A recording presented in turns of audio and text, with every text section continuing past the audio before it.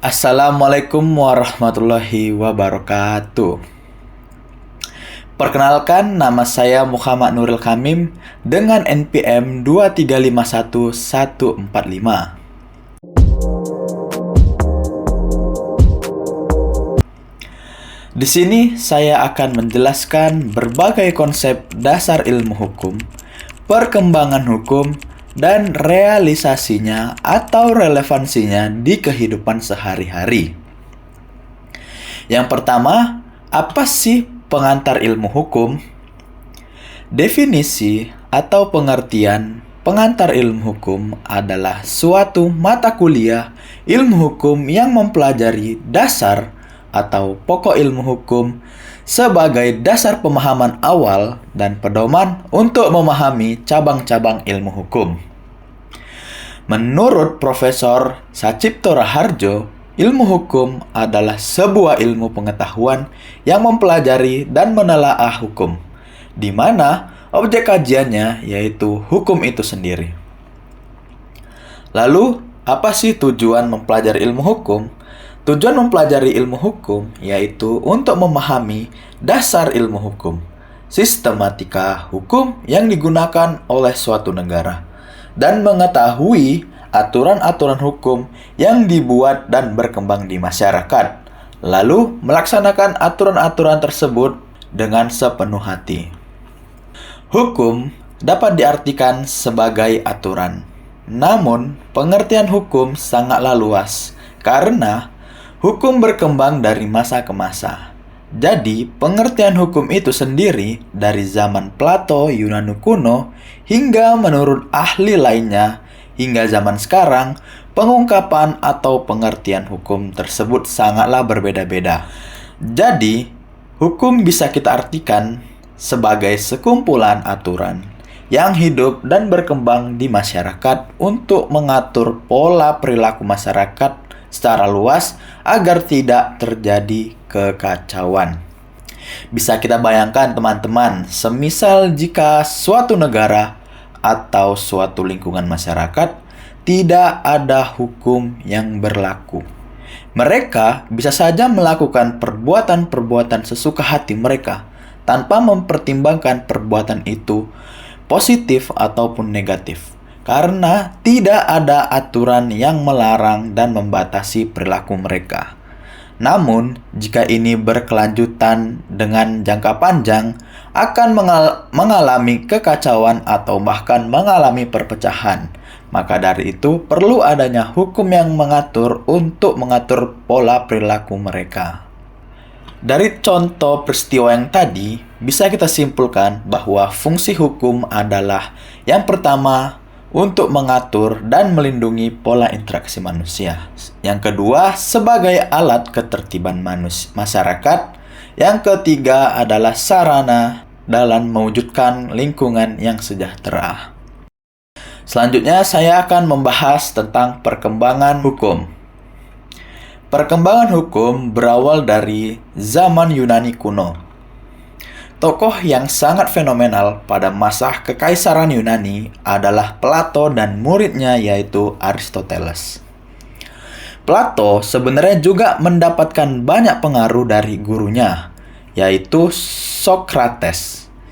Jadi teman-teman, sebelum Plato mengembangkan pemikiran tentang konsep hukum alam, ia terlebih dahulu belajar pada gurunya dan kemudian disebarkan atau disaring kepada masyarakat pada zaman tersebut. Mereka membahas konsep hukum alamiah dan keadilan ilmiah.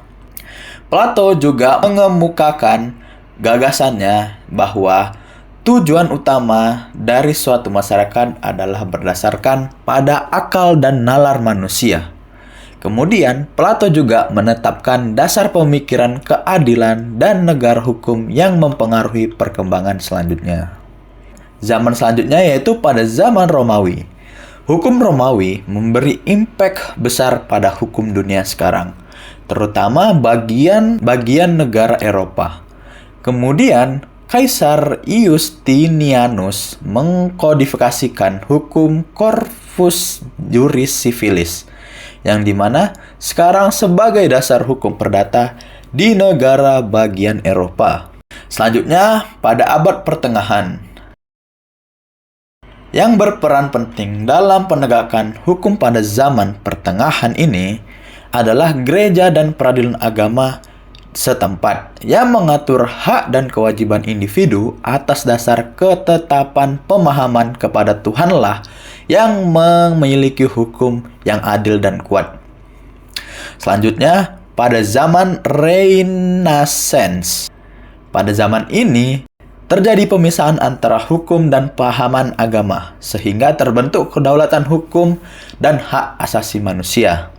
Selanjutnya, pada abad pencerahan, filsuf yang bernama Thomas Hobbes dan John Locke berperan penting dalam menegakkan politik di Inggris pada zaman itu. Ia menegakkan sistem hukum yang mengedepankan kepentingan individu dan kontrak sosial yang diyakini untuk mendapatkan kebahagiaan dan pelindungan diri. Selanjutnya pada abad modern, sistem hukum common law dan civil law berkembang pesat di negara Inggris, dan juga ini menjadi faktor yang membuat hukum perdata dan hukum pidana di Inggris. Selanjutnya pada zaman era globalisasi. Pada zaman ini, konstitusi sudah dibentuk dan adanya perjanjian hukum dan juga harmonisasi antara hukum di tiap-tiap negara. Jadi inilah perkembangan hukum secara singkat dari masa ke masa. Yang ketiga, yaitu saya akan menjelaskan relevansinya hukum di kehidupan sehari-hari kita. Hukum dapat mempengaruhi kehidupan sehari-hari dan keputusan kita. Contohnya, yang pertama, seperti mengatur pola interaksi manusia dalam berinteraksi. Seperti saat kita ingin melakukan jual beli rumah contohnya, di mana adanya suatu interaksi antara penjual dan pembeli dengan menandatangani surat pindah kepemilikan. Penandatanganan tersebut sudah tercatat dalam perbuatan hukum, di mana jika suatu saat salah satu dari mereka ada yang ingin berbuat kecurangan, akan bisa dikenakan sanksi atau hukuman. Dan aturan hukum ini juga menjadi landasan keputusan mereka saat melakukan suatu perbuatan. Yang kedua, pada saat kita berkendara di jalan raya, tata tertib maupun syarat sudah diatur oleh undang-undang yang berfungsi untuk melindungi dan menjaga keselamatan kita saat berkendara. Namun, faktanya masyarakat masih banyak yang melanggar aturan berkendara tersebut. Contohnya seperti terobos lampu merah, tidak memakai helm, dan lain-lain. Tidak dipungkiri, anak di bawah umur atau siswa SMP juga banyak yang membawa kendaraan di jalan raya, padahal umur mereka belum cukup. Ini membuktikan akibat dari sudah menjadi standarisasinya pola didik orang tuanya, yang kadang mengharuskan siswa tersebut harus pandai membawa kendaraan. Peristiwa ini ditakutkan menjadi resistensi aturan hukum yang sudah dibuat. Masuk ke kesimpulan. Jadi, ilmu hukum adalah mempelajari hukum dan segala penerapannya. Penerapan hukum inilah yang menjadi titik tombak dari apakah hukum dijalankan dengan benar atau sebaliknya. Jadi, jika ada kasus-kasus pelanggaran yang terkait dalam penerapan hukum maupun penegak hukumnya, jadi menurut pendapat kalian, itu titik masalahnya ada di masyarakatnya, budayanya, atau hukumnya? Coba kalian jawab, silakan di bawah video ini. Terima kasih. Wassalamualaikum warahmatullahi wabarakatuh.